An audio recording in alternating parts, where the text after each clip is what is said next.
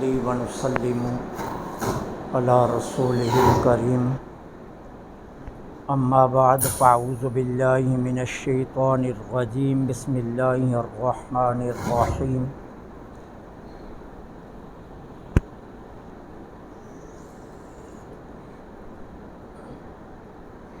قل لا اسألکم علیہ اجرا الا المودۃ فی القربی صدق اللہ العظیم وصدق رسولہ النبی الکریم الامین ونحن علی ذلک لمن الشاہدین والشاکرین والحمد للہ رب العالمین۔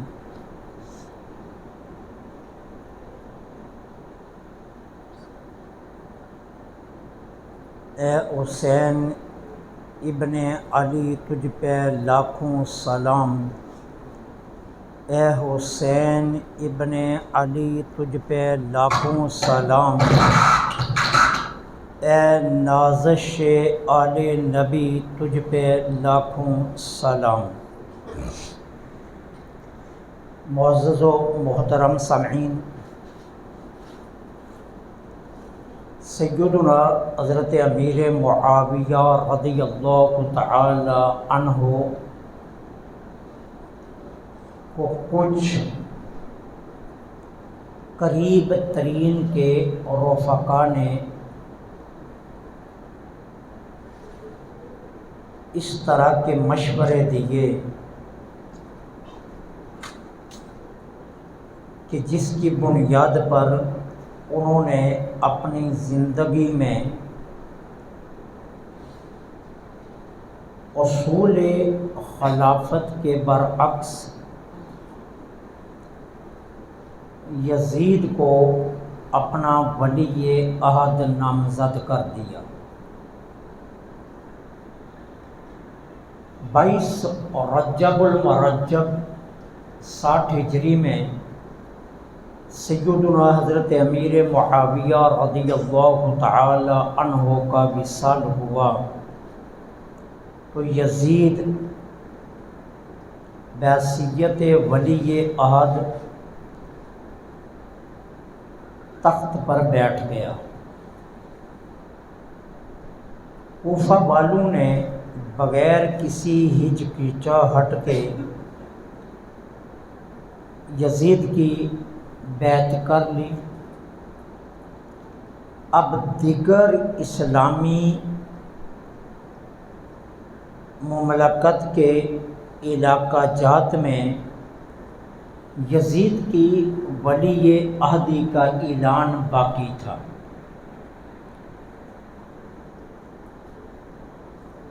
یزید کے مشیروں نے اسے یہ مشورہ دیا کہ اگر سیدنا حضرت امام حسین بن علی، عبداللہ بن زبیر، عبداللہ بن عباس اور عبداللہ بن عمر اور عمر بن عاص، یہ بڑی شخصیات بیعت کا اعلان کر دیتی ہیں تو پھر پوری اسلامی سلطنت کے اندر کسی کو تمہاری تخت نشینی پر اعتراض نہیں ہوگا۔ اس کے لیے اس نے اپنا جو سب سے پہلا خط جاری کیا وہ گورنر مدینہ کی طرف تھا کہ دارالامارہ میں عبداللہ بن عمر، عبداللہ بن زبیر اور سیدنا امام حسین کو طلب کیا جائے اور ان سے میری بیعت کا مطالبہ کیا جائے۔ گورنر نے حاکم وقت کے خط کے مطابق سیدنا حضرت امام حسین اور حضرت عبداللہ بن زبیر رضی اللہ تعالی عنہما کو اور ایک روایت کے مطابق حضرت عبداللہ بن عمر، ان تینوں شخصیات کو دارالامارت میں طلب کیا۔ امام حسین نے ان جلیل القدر صحابہ کی مشاورت سے فیصلہ یہ کیا کہ پہلے میں تنہا جاؤں گا اور اس کے بعد پھر آپ کو آ کر جو بات ہوگی وہ بتاؤں گا اور پھر فیصلہ ہوگا۔ امام حسین رضی اللہ تعالی عنہ اپنے کچھ رفقاء کے ساتھ دارالامارہ میں آئے، جن کو آپ نے باہر گیٹ پر کھڑا کر دیا اور خود اندر تشریف لے گئے۔ گورنر نے سیدنا حضرت امیر معاویہ رضی اللہ تعالی عنہ کے وصال کی خبر دی، آپ نے تعزیت کی۔ اس کے بعد اس نے یزید کے ولی عہدی کا بتایا اور آپ سے بیعت کا مطالبہ کر لیا۔ آپ نے گورنر کے سامنے دو باتیں رکھی۔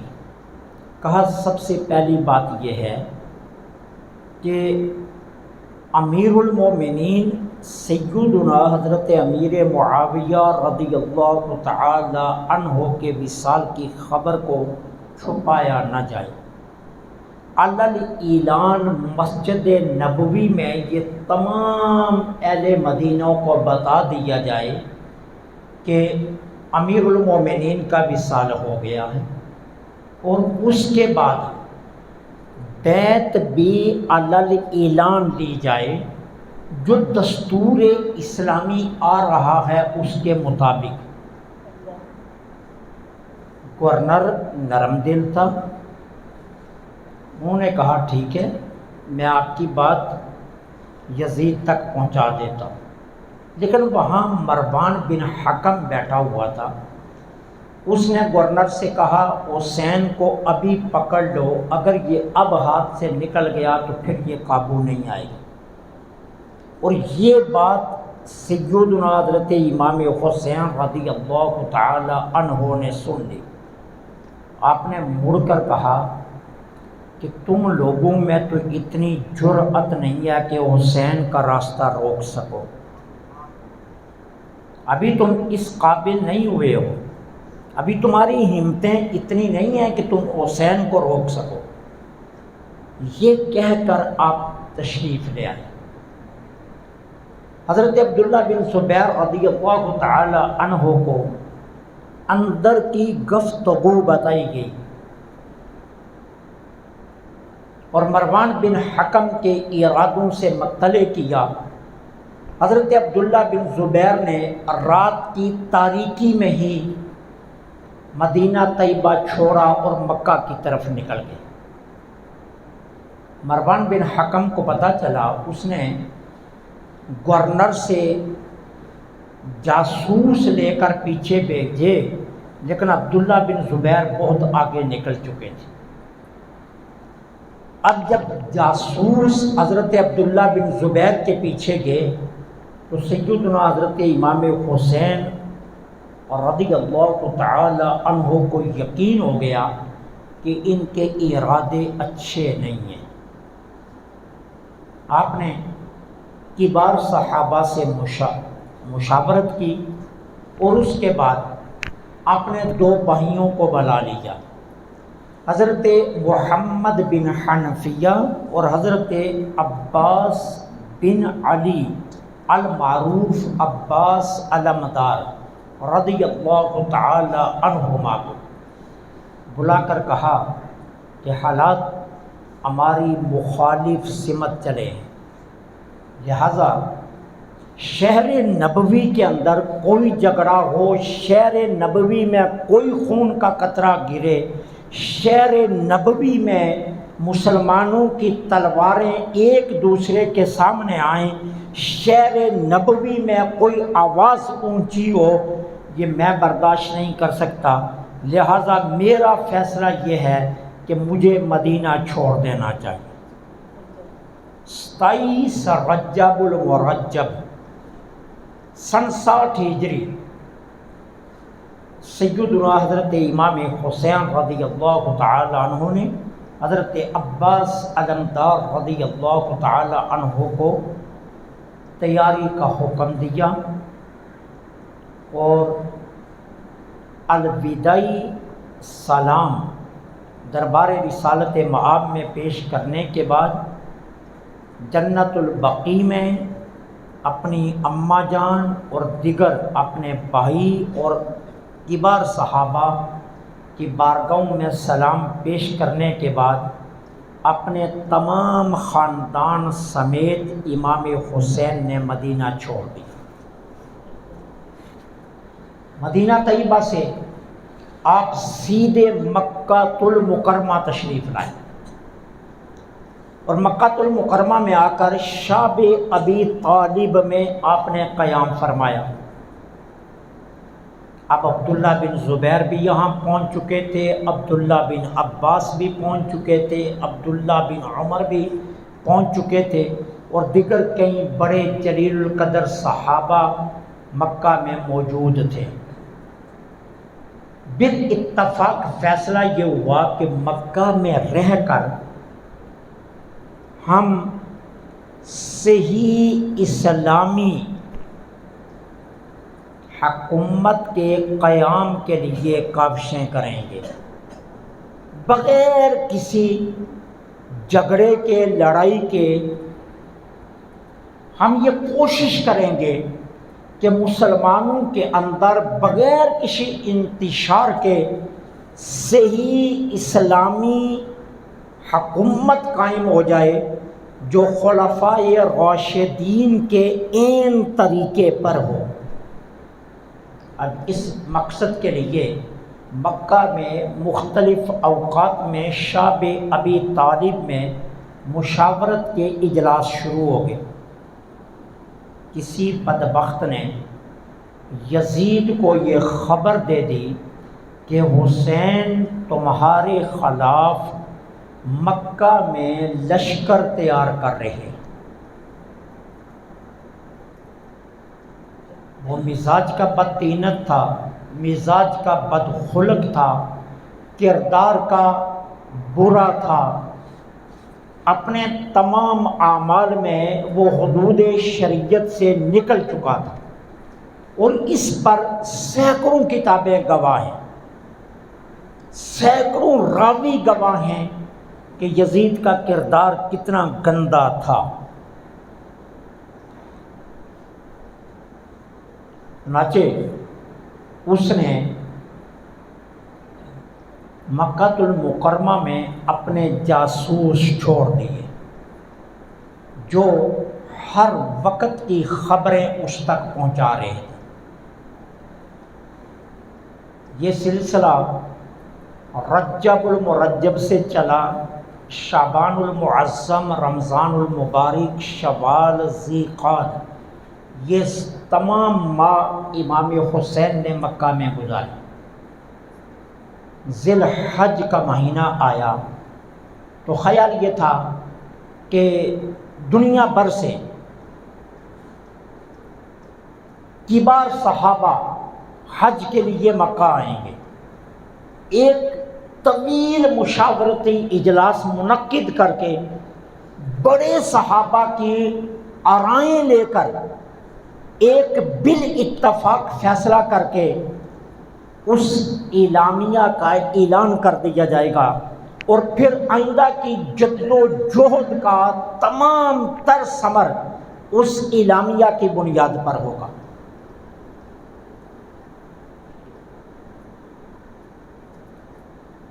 تین ذی الحج کو آپ نے عمرہ فرمایا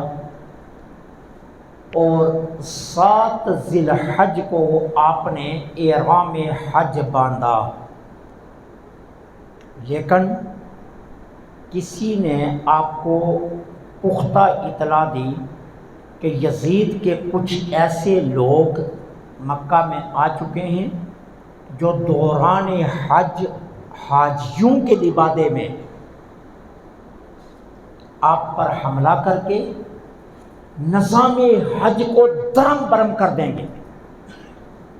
امام حسین رضی اللہ تعالیٰ عنہ نے جب یہ سنا تو آپ کا وجود کانپ گیا کہ اتنی بڑی عبادت، اتنا محترم شہر، اتنا مقدس شہر، اور اس میں اتنا غلط ارادہ۔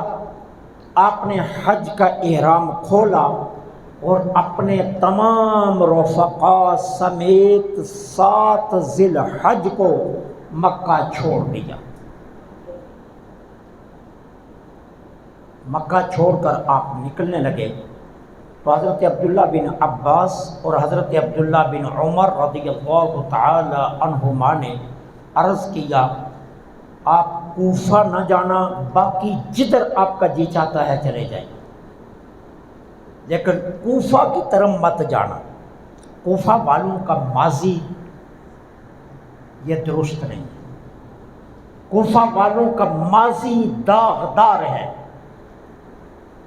انہوں نے آپ کے والد گرامی کو کوفہ میں بلا کر خود ہی شہید کیا، خود ہی خروج کیا، خود ہی بغاوت کی، خود ہی ان پر الزامات لگائے۔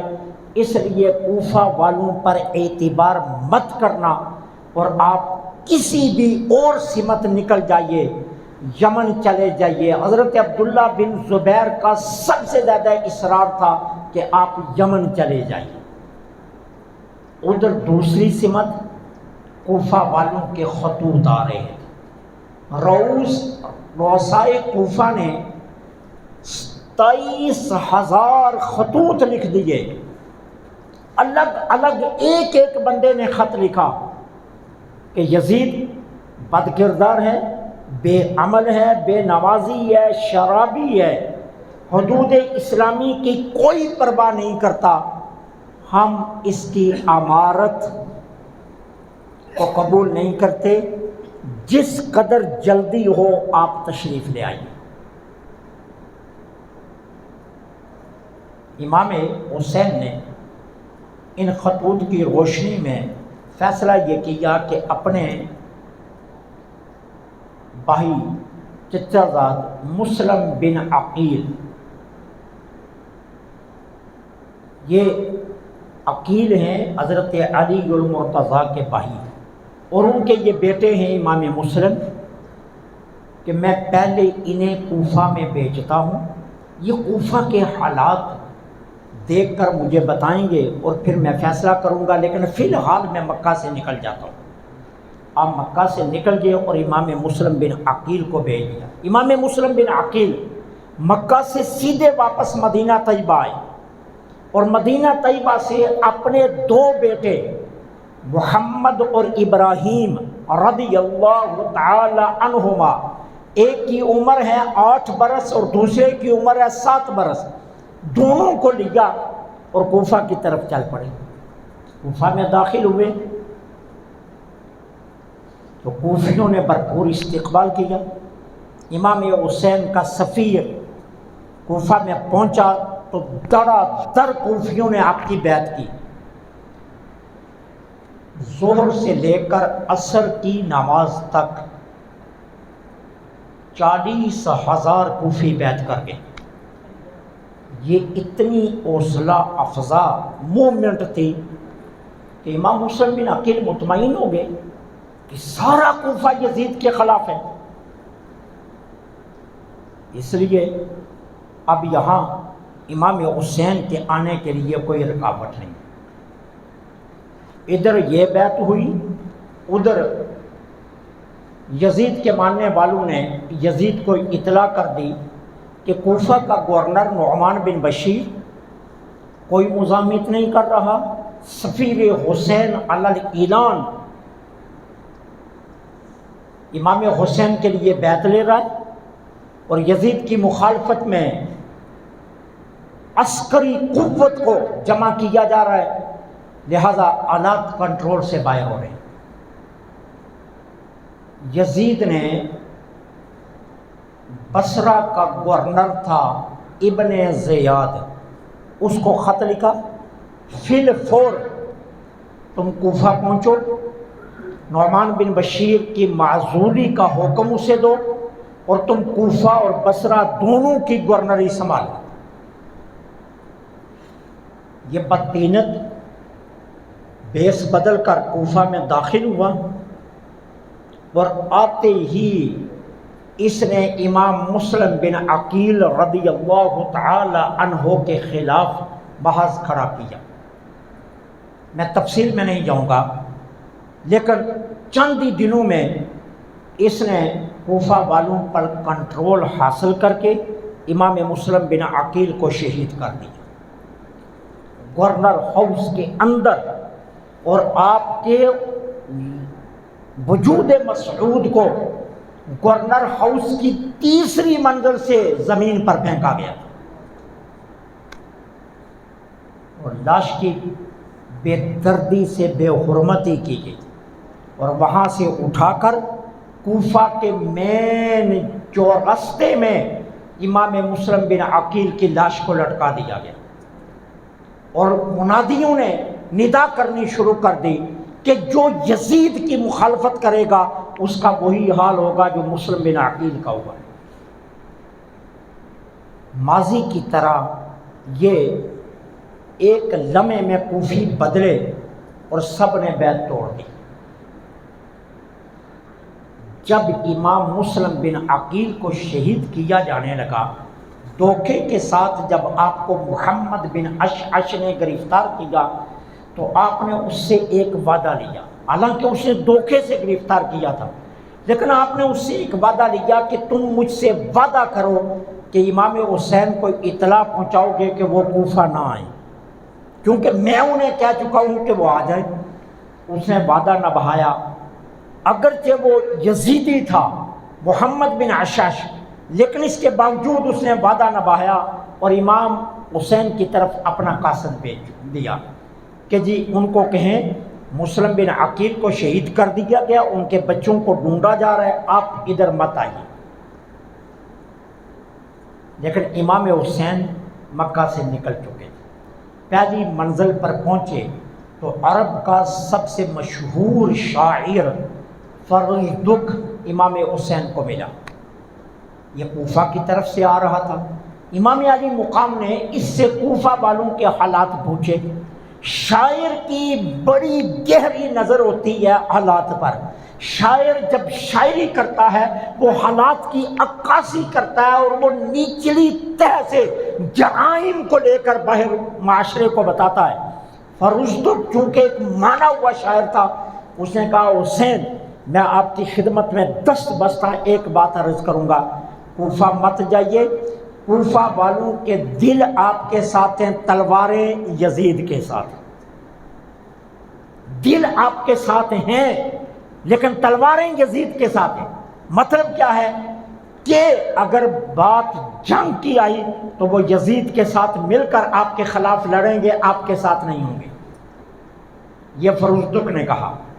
لیکن امام علی مقام نے اس مقام پر بڑا خوبصورت جملہ بولا، فرمایا دیکھو میں چل نہیں رہا، میں تقدیر مجھے چلا رہی ہے، میں مرضی سے تو جا نہیں رہا، میری اپنی مرضی اس میں کوئی شامل نہیں، کاتب تقدیر مجھے جس سمت لے کر جا رہا ہے میں اسی سمت جا رہا ہوں۔ اگلی منزل پر پہنچے وہ محمد بن اشعث کا قاصد آ گیا، اس نے آ کر کہا امام مسلم بن عقیل کو شہید کر دیا گیا، ان کے بچوں کو ڈھونڈا جا رہا ہے، پیغام یہ ہے کہ آپ کوفہ مت آئیے۔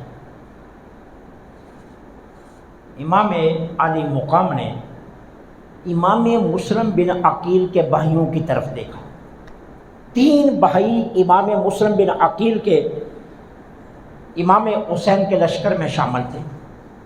انہوں نے کہا ہم تو جتنی دیر تک اپنے بھائی کا بدلہ نہ لیں ہم تو واپس نہیں جائیں گے۔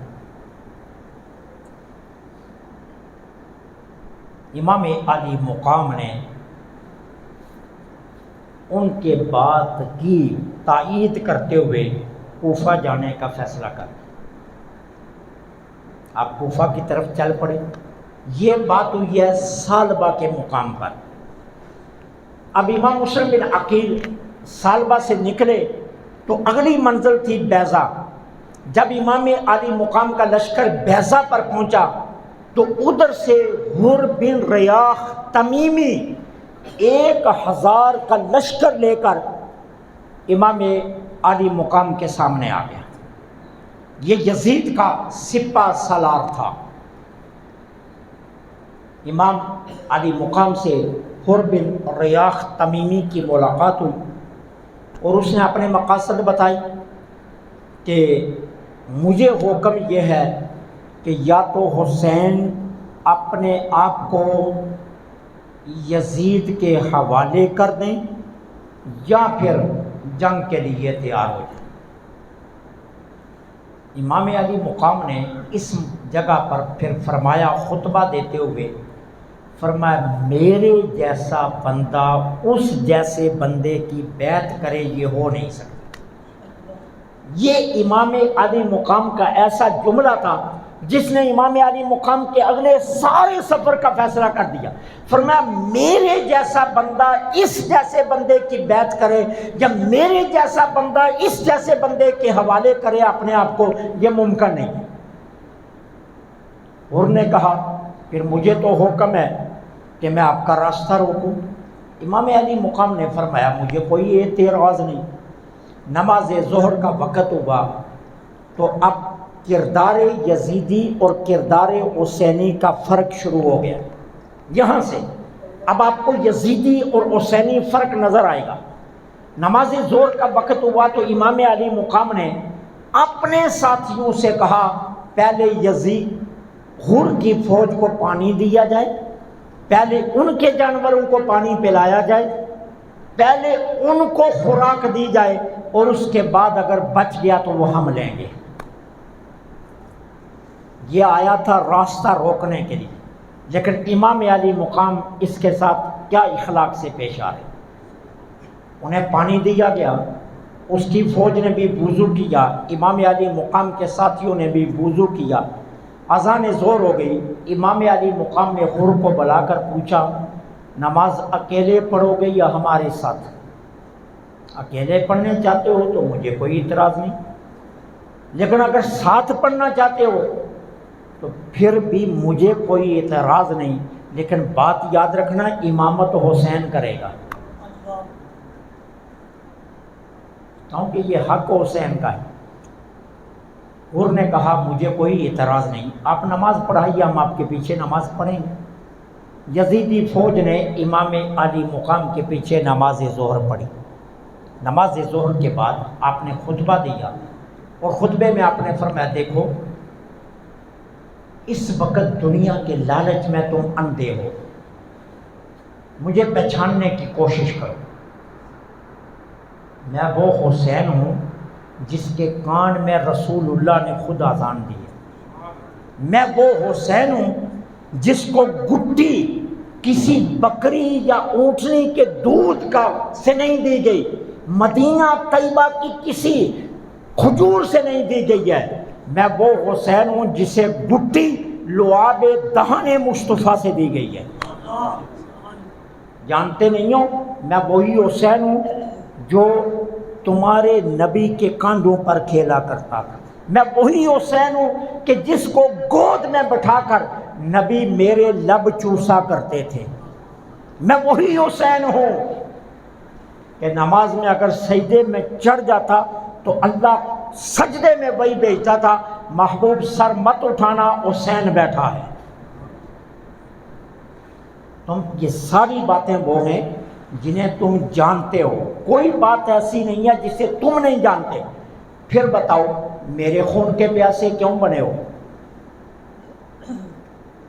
اچھا تم مجھے یزید کا کوئی ایک کردار بتا دو کہ جس کی وجہ سے میں اسے امارت کا عائل سمجھ کر اس کی بیعت کر دوں تو میں تمہاری بات مان جاؤں گا، لیکن حر کی فوج سے کوئی جواب نہ دے سکا۔ اب امام علی مقام خطبے سے فارغ ہوئے تو آگے کو چل پڑے۔ اب حر کی فوج بھی ساتھ ساتھ جا رہی ہے۔ اچانک قدرت نے امام علی مقام کا رخ کوفے کے بجائے عرب کی طرف پھیر دیا، لشکر کا رخ پھر گیا، لیکن حر کی فوج آگے بڑھی اور امام عالی مقام کے جان نثاروں کا رخ پھر سے کوفہ کی طرف کر دیا۔ یہ لشکر چلتا رہا یہاں تک کہ ابھی آپ کوفہ سے دور تھے تو ایک قاصد حر کے پاس آیا، ابن زیاد کا، اس کے خط میں لکھا ہوا تھا حر کی طرف پیغام، حسین کو قابو کر کے یا تو گرفتار کر کے میرے پاس لے آؤ، یا حسین رضامندی سے اپنے آپ کو حوالے کر دے، نہیں تو حسین کو گھیر کر ایک ایسے چٹیل میدان میں اتارو جہاں نہ پانی ہو نہ سایہ ہو اور نہ جہاں کوئی خوراک کا انتظام نہ ہو، حسین کو گھیر کر وہاں تک لے آؤ، اور یاد رکھنا میرا یہ جاسوس تمہارے لشکر کے ساتھ رہے گا، اگر میرے حکم کی عدولی کی تو تمہاری گردن اڑا دوں گا۔ اب حر کے پاس کوئی اور راستہ نہیں،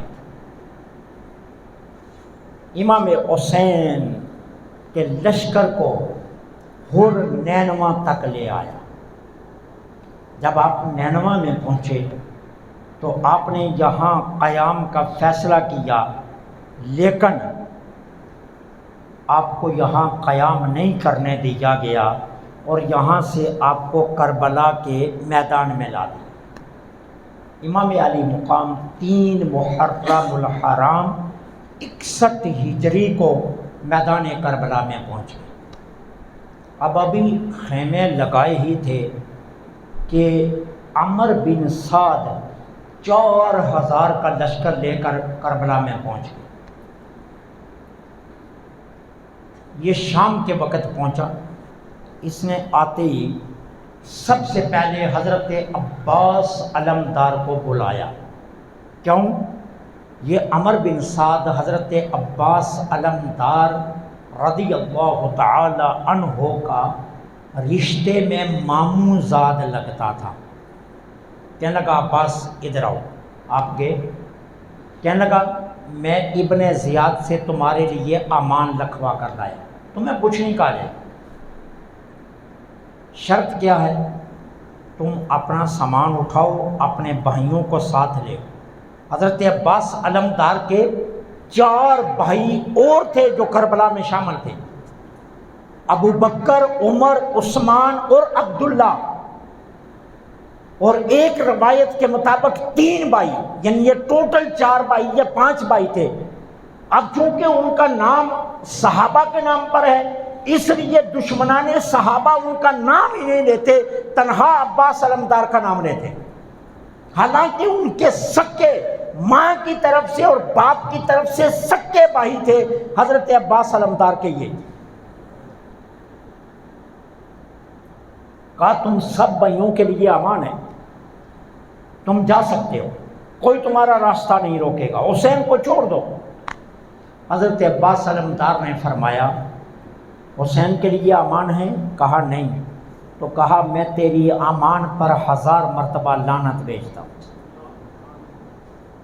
نواسہ رسول کے لیے امان نہ ہو اور عباس کے لیے امان، میں ایسی امان پر لعنت بھیجتا ہوں، مجھے تیری امان کی کوئی ضرورت نہیں ہے۔ اور یہ کہہ کر آپ واپس خیموں میں آ گئے۔ اب 4 محرم الحرام کو مذاکرات شروع ہوئے۔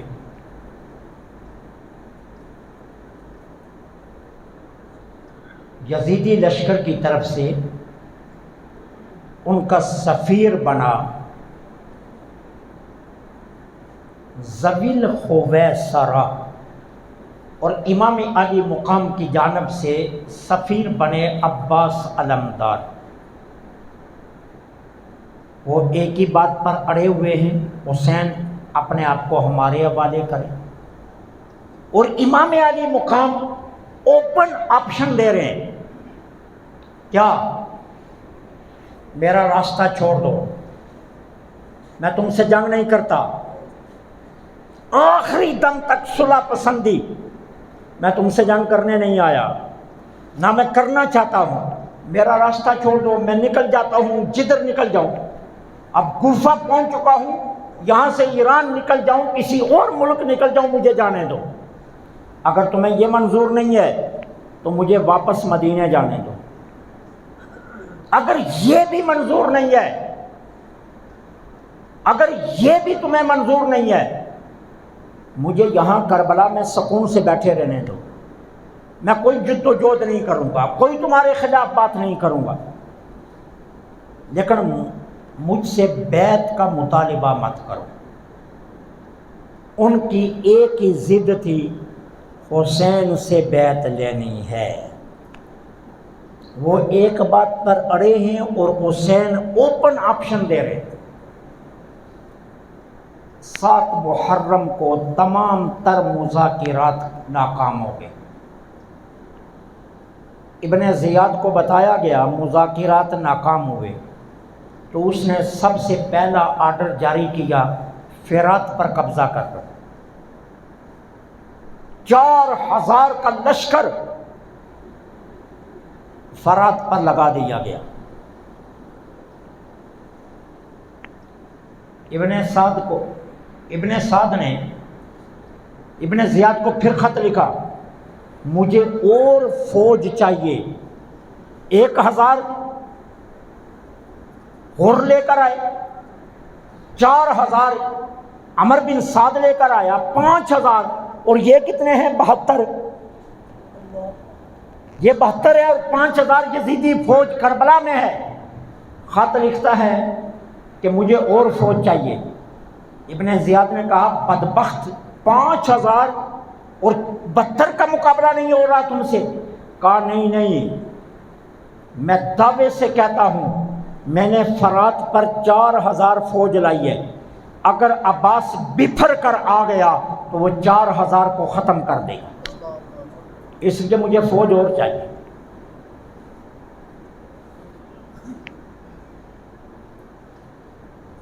پانی بند کر دیا گیا اہل بیت اطہار کا،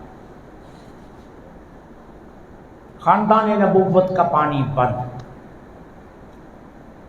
یزیدی فوج کے دستے آنا شروع ہو گئے۔ 9 محرم تک 22000 فوج آ گئی۔ کتنے کے مقابلے میں؟ 72 کے مقابلے میں 22000 فوج یزیدی کربلا میں آ گئی۔ شمر ذی الجوشن، عمر بن سعد، حر بن ریاح، زرع بن شریک، سنان بن خولی، یہ 5 بڑے لیڈر فوج کی قیادت کر رہے ہیں۔ ادھر 72 لوگ ہیں۔ آخری دور 9 محرم کو ہوا لیکن وہ ناکام ہوا۔ شام کے وقت عمر بن سعد نے جنگ کا نکارہ بجا دیا۔ امام علی مقام نے حضرت عباس علمدار کو بھیجا، جاؤ چونکہ تمہارا رشتہ دار ہے، اسے کہو آج کی رات کی مہلت دے دے، پھر کل جو ہوگا ٹھیک ہے۔ مہلت مل گئی۔ ساری رات اہل بیت نبی کے خیموں میں جی بھر کر عبادت ہوئی۔ 10 محرم کا سورج ابھی نکلا نہیں تھا کہ یزیدیوں نے نکارہ جنگ بجا دیا۔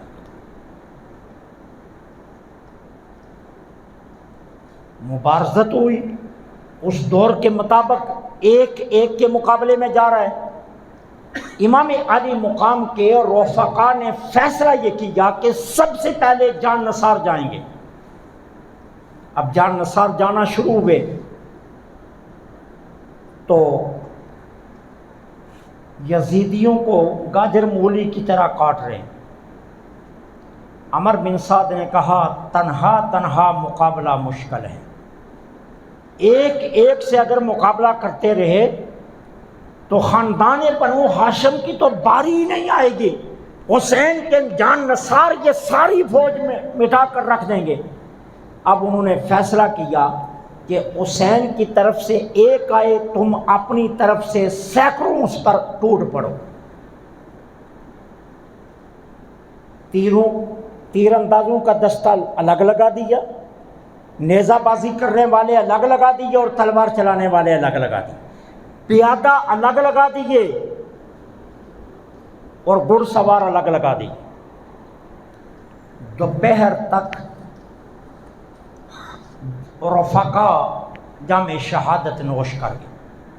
اب خاندان بنو ہاشم کے صرف 20 لوگ جو تھے وہ رہ گئے، جس میں امام حسن کے شہزادے حضرت علی المرتضیٰ کے بیٹے، امام حسین کے بیٹے، سیدہ زینب کے بیٹے، یہ کل تعداد 20 لوگ تھے جن کا خاندان نبوت سے تعلق تھا، یہ رہ گئے۔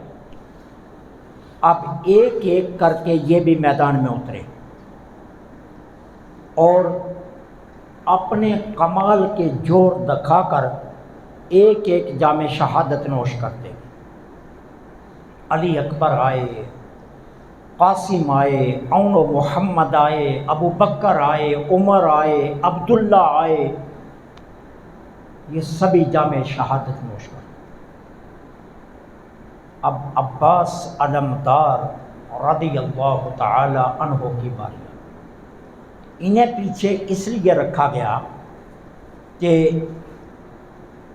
یہ علم بردار تھے، اہل بیت کا جھنڈا ان کے پاس تھا۔ علم بردار کہتے ہیں علم اٹھانے والا، جھنڈا اٹھانے والا، تو علم بردار یہ تھے۔ اب علم حسین کے حوالے کیا، اب مجھے بھیجا جائے، جتنی دیر تک میں زندہ ہوں حسین میدان میں نہیں جا سکتے۔ امام علی مقام نے بہت سمجھایا لیکن نہیں مانے، اور پھر یہ تیاری کر رہے تھے کہ خیمے سے سیدہ سکینہ کی آواز آئی، العطش العطش۔ کہا یزیدیوں سے بعد میں نبڑوں گا، پہلے اپنی سکینہ کو پانی تو پلا لو۔ خیمے میں آئے، سیدہ سکینہ کی مشق کو لیا، کاندھے پر لٹکایا، گھوڑے کو ایڑی لگائی، فرات کی طرف دوڑا دیا۔ جو آیا اسے کاٹتے گئے، فرات پر پہنچ گئے، 4000 کا لشکر ایک عباس کو نہیں روک سکا۔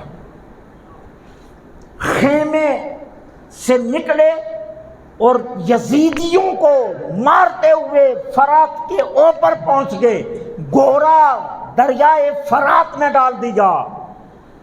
گھوڑے نے اپنا منہ پانی پر رکھا، عباس نے اوپر سے کہا خبردار، عباس کی وفا پر کوئی حرف نہیں آنا چاہیے، کوئی یہ نہ کہہ دے عباس جس گھوڑے پر بیٹھا تھا وہ گھوڑا پانی پی گیا۔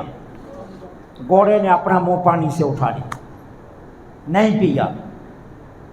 حضرت عباس جھکے، یزیدیوں نے یک بار حملہ کیا لیکن اس کے باوجود مشق کو بھر لیا اور بڑھا اور اپنے کاندھے دائیں کاندھے پر اسے لٹکایا، مڑ کر خیمے کی طرف چلے تو آگے سے یزیدیوں نے سارے راستے بند کر دیے۔ اب گمسان کا رن پڑا، آگے سے تو کوئی حملہ نہ کر سکا، پیچھے سے ایک بدبخت نے دائیں کاندھے پر وار کیا اور حضرت عباس علمدار کا بازو کاندھے سے الگ ہو گیا۔ مشق گرنے لگی تو اسے بائیں ہاتھ سے تھام لیا۔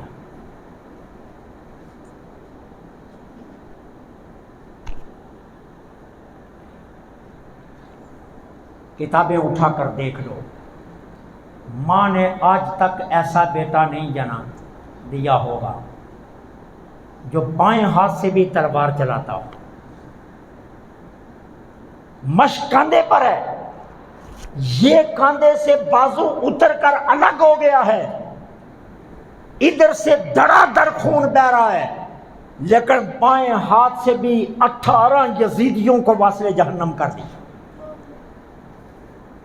پھر عمر بن سعد کی آواز آئی، عباس تم سے قابو نہیں آئے گا، مشق کے اوپر نشان لگا کر تیر مارو، پانی کا ایک قطرہ بھی خاندان اہل بیت کو مل گیا تو یاد رکھنا تم میں سے سلامت کوئی نہیں رہے گا۔ ظالموں نے یک بار تیروں کی بارش کی اور مشکیزے کو چھلنی کر دیا، پانی کا قطرہ قطرہ مشق سے بہہ گیا، اور پھر حضرت عباس نڈال ہو کر گھوڑے پر سر رکھا تو ظالم نے وار کر کے بایاں کاندھا بھی اتار دیا۔ آسمان کی طرف دیکھا، زور سے کہا سکینہ مجھے معاف کر دے، تیرا چچا تجھے پانی نہیں دے سکا۔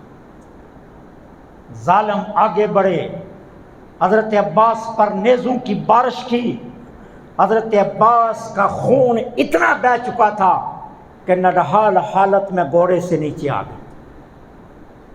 امام علی مقام بھاگے، اپنے بھائی کے پاس جب پہنچے تو حضرت عباس کی آنکھوں کے آس پاس 7 تیر لگے ہوئے تھے جو پھنسے ہوئے تھے آنکھوں کے آس پاس، سینہ چھلنی تھا، بازو دونوں کٹ چکے تھے، خون جسم سے ختم ہو چکا تھا۔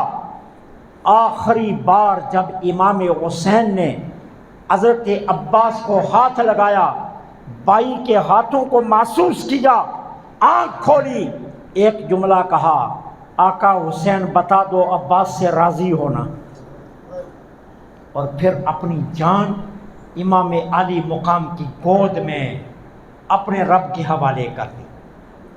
یہ پہلا موقع تھا جب حضرت امام حسین نے اٹھ کر ایک جملہ کہا، عباس تو نے میری کمر توڑ دی۔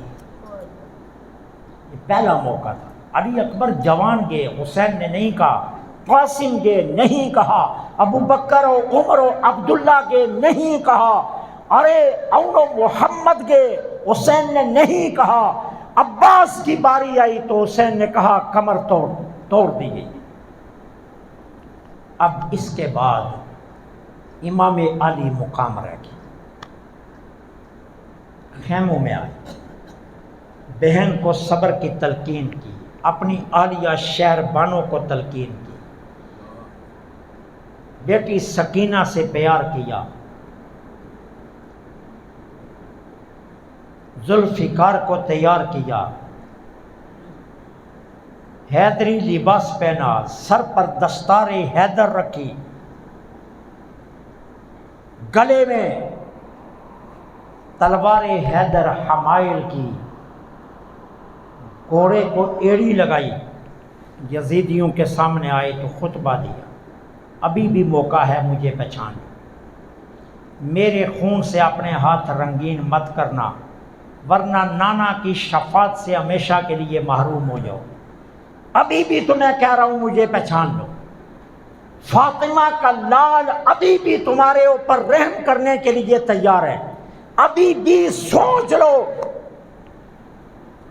کہ میں حسین ابن علی ہوں، میں نواسہ رسول ہوں، میں وہی ہوں کہ جس کے متعلق رسول اللہ نے فرمایا میں جنتی نوجوانوں کا سردار ہوں، میں وہی ہوں کہ جس کے متعلق رسول اللہ نے فرمایا احب اللہ من احب حسینا، اللہ اس کو محبوب بنا لیتا جو حسین کو محبوب بناتا ہے۔ میں وہی ہوں جس کے بارے میں رسول اللہ نے فرمایا من ابغضنی فقد ابغض رسول اللہ، جس نے حسین سے بغض کیا اس نے رسول اللہ سے بغض کیا، اور جس نے رسول اللہ سے بغض کیا اس نے رب سے دشمنی مول لی۔ میں تمہیں ابھی بھی سمجھا، لیکن یزیدیوں پر کسی بات کا کوئی اثر نہ ہوا، مبارزت ہوئی، امام حسین مقابلے میں گئے، لڑے، یزیدیوں کو واصل جہنم کیا۔ جب انہوں نے دیکھا کہ تنہا مبارزت کام نہیں آ رہی، چاروں اطراف سے امام حسین پر تیروں کی بارش کر دی۔ اس حال میں ذوالفقار سے نیچے تشریف لائے،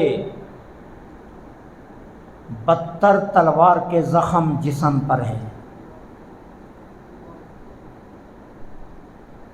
103 نیزے آپ کے جسم میں پھنسے ہوئے ہیں، گھوڑے سے نیچے آئے، اتنے زخموں کے باوجود اذان جمعہ شروع ہو گئی، سر سجدے میں رکھ دیا، اللہم رضن بے قضائی کا، اللہ حسین راضی ہے تیری قضا پر، صبرن اللہ حکم کا، حسین اس حال میں بھی صابر ہے تیرے حکم پر، تسلیماً امر کا، تیرے حکم کو آج بھی حسین تسلیم کر رہا ہے، سر سجدے میں رکھ دیا۔ زرع بن شریک، سنان بن خولی، شمر ذل جوشن، تینوں پاس آگے، جرأت نہیں آگے بڑھنے کی، اتنے زخموں کے باوجود حسین سجدے میں، لیکن کسی کی ہمت نہیں ہو رہی۔ شمر ذل جوشن زرع بن شریک کو کہتا ہے حسین کا سر قلم کر، کہا نہیں میں یہ کام نہیں کروں، یہ کام میں نہیں کروں گا۔ شمر ذل جوشن آگے بڑھا، امام علی مقام نے ان کی گفتگو سنی تو سر سجدے سے اٹھا کر اس کی طرف دیکھا، یہ برس کا مریض تھا، پھل بیری کا مریض تھا، اس کے چہرے پر برس کے نشانات تھے۔ امام حسین نے جب اس کی طرف دیکھا سر پھر سجدے میں رکھ دیا، کہا مولا تیرا شکر ہے حسین مرتے ہوئے بھی اپنے نانا کا ایک قول سچا کر رہا ہے۔ میں نانا کی گود میں بیٹھا تھا، نانا جان نے فرمایا تھا میں نے خواب دیکھا ہے ایک دبے والا کتا میرے اہل بیت کے خون سے اپنے ہاتھ رنگین کر رہا ہے۔ اللہ تیرا شکر ہے میں نانا کے اس حکم کو بھی آج سچا ہوتا ہوا دیکھ رہا ہوں۔ بدبخت نے سر سجدے میں تھا، پیچھے کی طرف سے وار کیا اور امام علی مقام کی گردن تن سے جدا کر دی۔ خیموں میں ایک کوہرام برپا ہوا، اب کوئی محافظ نہیں ہے، اب اہل بیت اطہار کی باپردہ خواتین کو سنبھالنے والا کوئی نہیں۔ حیدر کرار کی بیٹی جرأت، استقامت، بہادری کی پیکر بن کر کھڑی ہو گئی، کہا گھبرانا مت، عباس گیا ہے، حسین گیا ہے، علی اکبر گیا ہے، اون و محمد و قاسم گئے ہیں، لیکن حیدر کرار کی بیٹی تو آج بھی سلامت ہے۔ جتنی دیر تک زینب ہے تمہاری طرف کوئی نہیں آئے گا، رنگ جتنا مرضی بر لیا جائے، لیکن اتنا ضرور ہوا اہل بیت اطہار کے خیموں سے اہل بیت اطہار کو نکالا گیا، امام زین العابدین کو بیڑیاں ڈال کر اونٹ ننگے پر بٹھایا گیا، اہل بیت اطہار کی با پردہ خواتین کو، نبی کی شہزادیوں کو ننگے اونٹوں پر بٹھایا گیا، اور کربلا کے میدان سے جب گزرے تو امام زین العابدین پر غشی کے دورے پڑے، نیچے لاشیں تھے اور سر نیزوں پر تھے، بار بار غشی کے دورے پڑے۔ سب سے زیادہ دکھ جس شخصیت نے سہے وہ زین العابدین ہے، کربلا میں بیمار تھے، کربلا کا خونی منظر اپنی نگاہوں سے دیکھا، پھر جب لاشوں کے درمیان سے سواری گزری تو باپ کا لاشا، چچوں کے لاشیں، بھائیوں کے لاشیں، ننھے علی اصغر کا لاشا زین العابدین نے اپنی نگاہوں سے دیکھا، لیکن بدتر کے بدتر سر نیزوں پر تھے۔ پھر مدینے آتے تک کوفہ کے بازاروں میں انہیں گھمایا گیا، بدبختوں نے بدبختی کی انتہا کی، ابن زیاد کے دربار سے لے کر یزید کے بدبخت خانے تک ہر جگہ اہل بیت نبی کی بے حرمتی کی گئی، اور پھر امام زین العابدین کو مدینے والوں کا سامنا بھی کرنا پڑا جب خالی لوٹے، اور پھر نانا کی بارگاہ میں داستان کربلا بھی سنانی پڑی۔ تو جتنے دکھ زین العابدین نے سہے کسی اور نے نہیں سہے۔ کہتے ہیں کربلا سے لوٹنے کے بعد ساری زندگی مسکرائے تک نہیں، ہنسے نہیں، اور جب پانی پینے لگتے تو پانی ہاتھ سے چھوٹ جایا کرتا تھا۔ علی اصغر و سکینہ یاد آ جاتے، اپنے بھائی یاد آ جاتے، چچے پیاسے یاد آ جاتے، اور پھر پانی ہاتھ سے گر جاتا۔ لوگوں میں رہنا اچھا نہیں لگتا تھا۔ مدینہ طیبہ سے خیمے اٹھاتے اور ویرانے میں چلے جاتے، خیمہ لگا کر تنہا عبادت میں مصروف رہتے، اور کئی مہینے مدینے لوٹ کر نہ آتے۔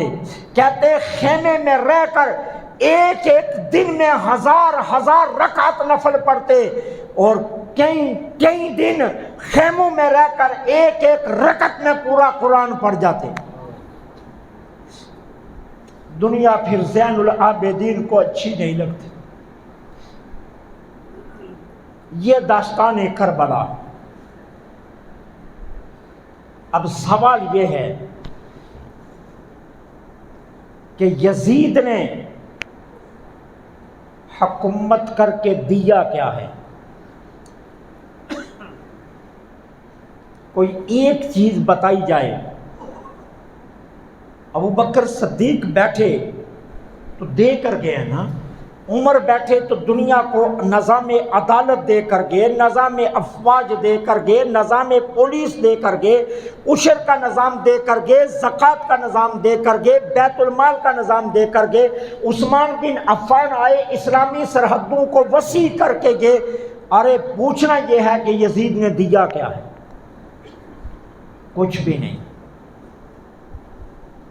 ظاہراً حسین لوٹا، لیکن خدا کی قسم حسین لوٹا نہیں ہے۔ کائنات کو قیامت تک فکر حسین دے کر گئے، ایک فکر دے کر گئے، ایک کاز دے کر گئے۔ اور وہ فکر اور کاز کیا ہے؟ دو باتیں زندگی میں یاد رکھنا، یہ سب کے حسین ہے، یہ درس حسین ہے۔ جتنا مرضی بڑا یزید ہو، اپنا ہاتھ اس کے ہاتھ میں مت دینا۔ یہ کربلا کا سبق ہے، یہ حسین دے کر گئے۔ اس کے لیے پرواہ مت کرنا کہ وہ کتنا بڑا یزید۔ اور نمبر دو، حسین یہ دے کر گئے ہیں، سارا کنبہ بھی لوٹانا پڑ جائے لوٹا دینا، لیکن اسلام کا پرچم سرنگوں نہ ہونے دینا، پرچے میں اسلام کو گرنے مت دینا، رسول اللہ کی سنن سے بے وفائی مت کرنا، حضور کی سنتوں کو آڑے چھوڑنا مت۔ اس کے لیے تمہیں سب کچھ بھی لٹانا پڑ جائے تو لٹا دینا، لیکن دین پر کبھی بھی داغ نہ آنے دینا۔ یہ دو حسین کی وہ فکریں ہیں جو قیامت تک حسین دے کر گئے ہیں۔ حسین بظاہر تو شہید ہو گئے، لیکن قیامت تک نام حسین کا چلے گا، یزید کا نہیں چلے گا۔ امامت آج بھی حسین کے پاس ہے، سیادت آج بھی حسین کے پاس ہے، قیادت آج بھی حسین کے پاس ہے، دلوں پر حکمرانی آج بھی حسین کے پاس ہے۔ کسی نے سچ کہا تھا، کسی نے خوب کہا تھا، یہ دل بھی حسینی ہے تو یہ جان بھی حسینی ہے، یہ دل بھی حسینی ہے تو یہ جان بھی حسینی ہے۔ الحمدللہ میرا ایمان بھی حسینی ہے۔ یہ آج بھی یہ کاز موجود ہے امام علی مقام کا، لیکن یزید کچھ نہیں دے سکتا۔ اور تو اور اس کا اپنا بیٹا یزید کے مرنے کے بعد آیا، جس تخت پر یزید بیٹھتا تھا اس کو پاؤں کی ٹھوکر ماری اور کہا اس کے نیچے خون اہل بیت ہے، میں تخت پر بھی لعنت بھیجتا ہوں اور اس پر بیٹھنے والے پر بھی لعنت بھیجتا ہوں۔ سکے بیٹے نے یہ جملے کہے یزید کے بارے میں۔ اپنی اولاد جس پر لعنت بھیجے وہ کامیاب ٹھہرا، یا جس کو اربوں لوگ آج بھی یاد کر کے ارے اس کے لیے درجات کی بلندی کی دعائیں کریں، وہ کامیاب ٹھہرا؟ تو کہنا پڑے گا کہ کربلا میں جو کامیاب ہوا اس کا نام حسین ہے۔ وہ حسین ہے جو کربلا میں کامیاب ہوا۔ امام علی مقام نے اپنا سارا قبیلہ قربان کر کے سرکار کی امت کو بچا لیا۔ آج اتنا خوبصورت دین، اتنی خوبصورت مسجدیں، اتنے خوبصورت پرنٹ قرآن، اتنے بہترین قاری، اتنی ٹھنڈی مسجدوں میں لمبی نمازیں اور محفلیں اور سڑک سڑک پر لنگر، یہ کمال کس کا ہے؟ حسین کا ہے۔ اگر حسین قربان نہ ہوتا تو آج شاید ہم بھی مقبوضہ کشمیر والے ہوتے، آج ہم بھی فلسطین والے ہوتے، آج ہم بھی بھارت کی طرح کسی کے نرغے میں ہوتے، لیکن صدقے جاؤ حسین پر، حسین نے قربانی دے کر ہمیں اسلام کے لیے آزاد کر دیا۔ یہ آزادی حسین کی مرہون منت، یہ حسین کا احسان ہے ہمارے اوپر، ہماری نسلوں پر، قیامت تک کے ایمان والوں پر حسین کا احسان ہے۔ اگر حسین کربلا میں نہ جاتا آج پتہ نہیں کتنے یزید مسلمانوں پر چھائے ہوتے، لیکن حسین نے کیا کہا کہ جب بھی کوئی یزید اٹھے گا اس وقت کوئی نہ کوئی حسینی سامنے آ جائے گا۔ کوئی گستاخ اٹھا تو حسینی کردار میں کبھی غازی علم الدین آگے، کبھی ممتاز قادری آگے، کبھی غازی عبد القیوم آگے، کبھی چیمہ آ گیا اور کبھی کوئی آ گیا، کبھی کوئی آ گیا۔ اور اگر یزیدیوں نے زیادہ ہی للکار ماری تو پھر ویل چیئر پر بیٹھا ہوا خادم حسین بھی آ گیا۔ یہ کاز امام علی مقام دے کر، یہ کاز امام حسین دے کر کہ ہر وقت کے یزید سے ٹکرانے کے لیے تمہارے پاس جرأت حسین رہنی چاہیے۔ جتنی دیر تک جرأت حسین رہے گی دنیا کی کوئی طاقت تمہارا سر نیچے نہیں کر سکتی۔ سر کٹنے سے نیچے نہیں ہوتا، سر جھکانے سے نیچے ہوتا ہے۔ حسین کا سر کیا سبق دے کر گیا؟ جسم سے الگ ہوا تو نیچے نہیں گیا، پھر بھی نیزے پر بلند ہوا۔ سارے یزیدیوں سے جو سب سے اونچا جا رہا تھا وہ حسین کا سر تھا، وہ سب سے اونچا جا رہا تھا وہ حسین کا سر تھا۔ کہ وقت کے یزیدیوں کے سامنے جھکنا مت، ہمیشہ سر بلند رکھنا، یہ حسین کا سبق ہے۔ اللہ مجھے آپ کو اہل بیت کی سچی محبت عطا فرمائے۔ وما علینا الا البلاغ۔